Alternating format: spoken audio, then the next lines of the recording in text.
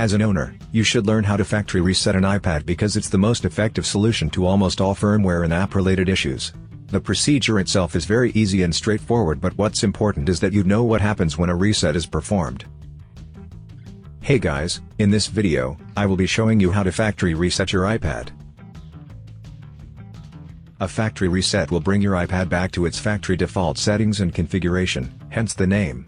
It goes without saying that it will have the same settings as when you first set it up. Needless to say, if you have files or data left on your iPad's internal storage, they will be deleted. So prior to the reset, create a backup of your important files and data, as it will be very difficult to recover them after the reset. To begin, tap Settings from the home screen. You can also find the settings icon on the dock. Make sure General is selected and then tap Reset. Touch Erase all content and settings. A small window will pop up asking you if you want to back up your data before the reset. If you've already done that, then just tap Erase Now to continue. Enter your passcode to verify that it's you who really wants to reset the iPad. A dialog box will show after entering your passcode. Just tap Erase to continue. Tap Erase again to confirm.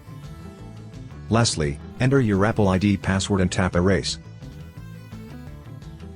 It will take a few minutes to complete the reset, so just wait for your iPad to finish it. I hope that this tutorial has been helpful. Please support us by subscribing to our channel. Thanks for watching.